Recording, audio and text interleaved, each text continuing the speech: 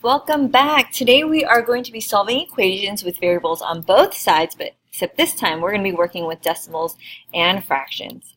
Our content objective is students will be able to solve equations that have variables on both sides of the equation with decimals and fractions. Language objective is students will be able to state the mathematical properties used when solving equations. Why am I learning this? Well, it's important for real-world problems like finding out which cell phone plan is a better deal. So let's just remember, whenever we end up with a false statement, that our answer is going to be no solution. On your homework, you will be asked to provide the statement as proof that you did go through all the work. Then we also need to remember, if we end up with a true statement, then that is infinitely many solutions. And again, on your homework, you will be asked to provide the statement as proof that you did work it out to get to your conclusion. Okay, so now let's just go ahead and get started with our very first example. First, I'm going to take a look at my equation and notice that I can combine like terms on the left-hand side. So I'm just going to circle them. I notice there's more negatives. In fact, there is, let's see, 3.3 more negatives than there are positives. And then notice I'm just rewriting everything down. Now I notice, real quick, to justify my steps, I'm going to go ahead and say that I was combining like terms. So I'm going to actually put it on this side. I know it's kind of, there's not a lot of space here, but I want to save this area for my side work. So I combine like terms. Now I have variables on both sides. I do want to isolate it over to 1. So let's go ahead and move it to the left. Add 13/10 to both sides. X. Okay. Now I'm going to do some side work. We have here -3 and 3/10. So to turn that into an improper fraction, 10 times 3 is 30, plus 3 is 33. So we have -33/10 plus 13/10. Here what's nice is my denominators are already the same, so I'm just going to go ahead and do -3 plus 13, which is -20, over 10, which reduces to just -2. So I'm going to go ahead and write -2x plus 33/10 equals 7/10. Now, to further isolate the variable, I need to get rid of this constant. I'm going to subtract 33/10 from both sides. This is going to go away, leaving me with -2x equals. Here I'm going to do some side work. This is 7/10, so I'm going to write it as 7/10 minus 33/10. Once again, the denominators are the same. So I'm just going to leave them here. We're going to do 7 minus 33, which is a -26. However, I notice I can reduce by 2, leaving me with -13/5. So now I currently have a -2x equals -13/5. In a previous lesson, we talked about how we can divide by the coefficient, but we can also just multiply by the reciprocal. It means the same thing. That's what ends up always happening when we divide by fractions. So here, I'm going to make it into a fraction. That way I can easily figure out what the reciprocal of it is. The reciprocal of 2 over 1 is going to be a -1/2. Notice we keep the sign. The sign doesn't change at all. So we're going to go ahead and multiply by -1/2. So here the 2's cross cancels, the 1 cross cancels, leaving us with x equals a negative times a negative is a positive. I'm noticing that I can't cross reduce, leaving me with just 13/10. Okay, so now at this point, I'd like you to pause the video and try number 2 by yourself. Okay, so here we go. First things first, I notice on the right-hand side we can combine like terms. Oops, not that one. This one right here. And it should leave you with 4 and 3/10 x minus 1/10 equals, let's see, when we come, I'm going to go ahead and put this first because we typically put coefficients first. When I combined these together, I should end up with 1 and 5/10. Now, I notice I do have variables on both sides. I'm going to isolate it over to one side, so I'm going to go ahead and subtract this one over to the left. So here, hopefully, you're starting to notice a pattern where you're converting these into improper fractions. I'm going to do it quickly. 4 and 3/10 is 43/10 minus 53/10. Again, what's nice is the denominators are already the same, so I'm not going to have to deal with that. 43 minus 53 is negative 10. Be very careful. Some of my students just put negative 10 and stopped. Here it's negative 10 over 10, which makes it a negative 1x. So I'm going to write negative 1x minus 1/10 equals 1 5/10. Now at this stage, we're going to try to isolate our variable by getting rid of this constant here. That's going to go away, leaving me with a negative x equals. Here, 1 5/10 is the same as 15/10 plus 1/10. Here, we're just going to go ahead and combine them because it's already in terms of tenths. So that's going to reduce to 8/5. But we can't leave our answer like this. We need to get rid of this negative here. So I'm going to divide by a negative. Here, if I divide by negative 1, that's just going to leave me with x equals negative 8/5 as my final answer. So hopefully you got that one right. Okay, so now back to me. I'm going to go ahead and show you how to do number 3. So for number 3, I'm noticing right away what I can do is distribute. So this first part is going to stay the same. So negative 9/10 x plus 1 7/10 equals, when I distribute, I'm left with 3/5 x. When I distribute here, I'm going to be left with 2/5. I notice at this point I have variables on both sides. I'm going to go ahead and isolate it over to one side by subtracting 3/5 x from both sides. Here, to do some side work, I am going to go ahead and do negative 9/10 minus 3/5. 10 is going to be my lowest common multiple. So this negative 9 is going to stay the same, but this 5 needs to multiply by 2. So we're going to subtract 3 times 2 is 6, leaving me with negative 15 over 10. However, I can reduce by 5, leaving me with negative 3 over 2. So we have now negative 3 over 2x plus 1 7/10 equals 2/5. I'm going to go ahead and move this over to the right-hand side by subtracting 1 7/10, leaving me with negative 3/2 x equals, now let's here do it off to the side, 2/5 minus 17/10. This is what it would look like turned into an improper fraction. 10 is my lowest common multiple. I'm going to change this by 2 to make that a 10, leaving me with 4 here. It's already a 10, so it's just going to minus 17, which is negative 13 over 10. And again, at this point, you can definitely divide by your coefficient. That works. Another method is to multiply by the reciprocal, because that's what ends up happening when you do divide by fractions. And you can even visually see here if we multiply by the reciprocal, the 2's cross cancels, the 3 cross cancels, and negative times negative is a positive. So on this side, I'm just going to go ahead and multiply by 2/3 as well.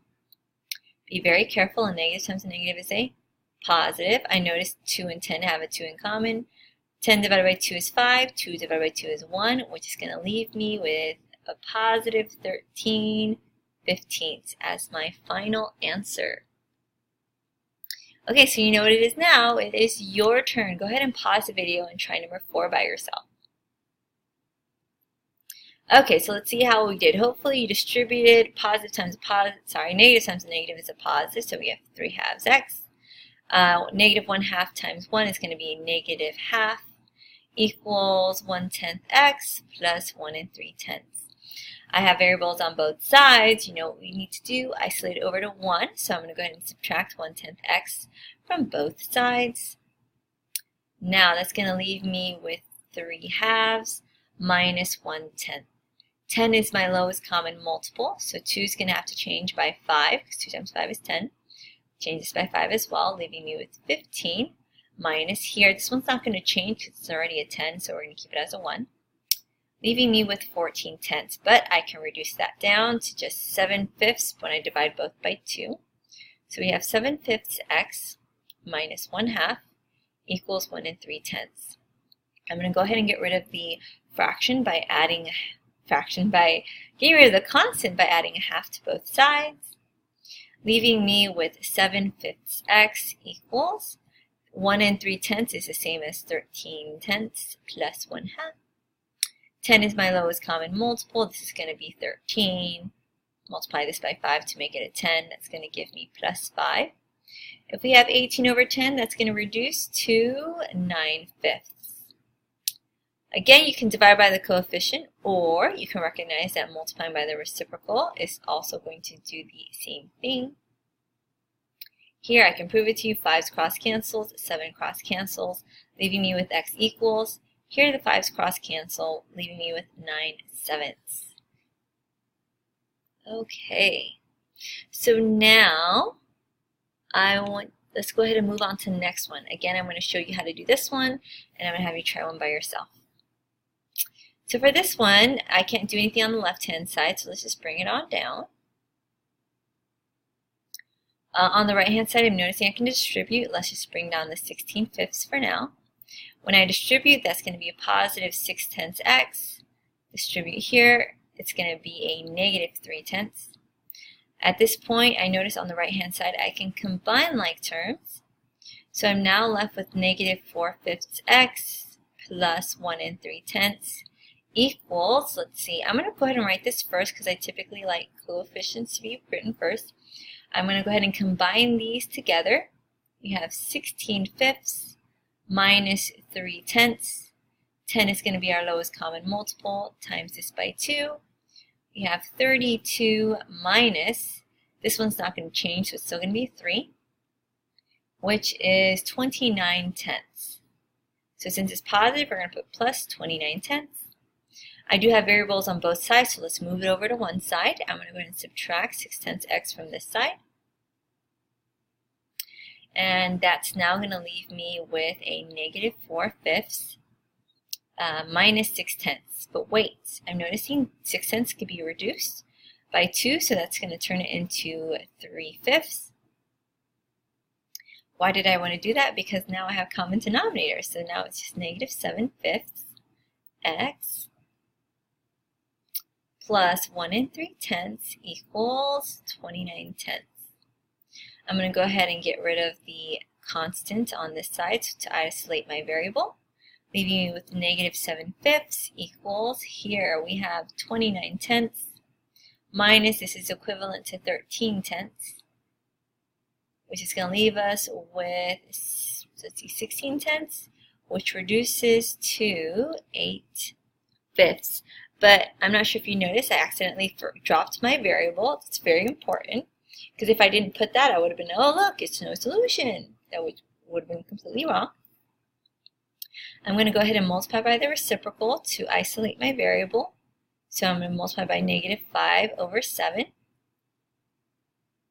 I notice the 5's cross cancels, the 7 cross cancels, the negative times the negative is a positive. Here the 5's cross cancel, but a positive times the negative is still a negative, which leaves me with 8/7. Okay, so now I want you to go ahead and try number 6 by yourself. So here we go. First things first, we're going to go ahead and keep the left-hand side the same because we can't do anything there. On the right-hand side, I can distribute. For now, let's go ahead and keep this the same. We're going to distribute that to minus 6/10 x. Distribute that, that's going to be minus 4/10. If you can, on the right-hand side, you can combine like terms, leaving me with a negative 3/5 x minus 6/10 equals a negative 6/10 x. Let's see, it's a negative 1/5 minus 4/10. This can be reduced by 2, so that's going to leave me with 2/5. Again, I did that because then it gives me common denominator. So this is going to leave me with negative 3/5. Now I have variables on both sides. So let's go ahead and add it to the left side to isolate it. So now we have a negative 3/5 plus 6/10. Wait a second, 6/10 could be reduced to 3/5. So here, the denominator is going to be a 5. Let's think for a second. What's negative 3 plus 3? 0. So what's 0/5? It's just 0. And think about it. What's negative 3/5 plus 3/5? 0. So this is gone, leaving me with negative 6/10 equals negative 3/5.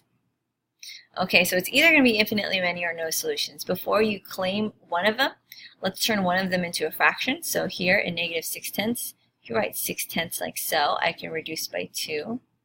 Leaving me with negative 3/5. So we end up with negative 3/5 equals negative 3/5. You know what that means? It is infinitely many solutions. Because we have a true statement. Negative 3/5 does equal negative 3/5. Okay, so last one for me to show you how to do. Then you're going to try to number 8 by yourself. So here on the left-hand side, I notice I can combine like terms, which is going to leave me with, I believe, 1 3/10 plus 4 7/10 x equals. Here, I notice I can distribute, so I'm going to go ahead and distribute here, which is going to give me a plus 3/5 x, and then here, that's going to be a minus 3/5. On the right-hand side, I notice I can combine like terms. So I'm going to combine the 3 7/10 with 3/5. So off to the side, let's do 3 7/10 is basically 37/10 plus 3/5. 10 is our lowest common multiple, so the 37 doesn't change. 5 is going to have to change by 2, leaving me with plus 6. So we have 43/10. So we currently have 1 3/10 plus 4 7/10 x equals 43/10 x minus 3/5. I have variables on both sides, so let's move it over to the left.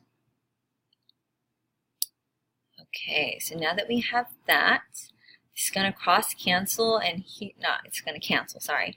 Here, I'm going to do some side work. 4 7/10 is the same as 47/10 minus 43/10. Oh, look, denominators are the same.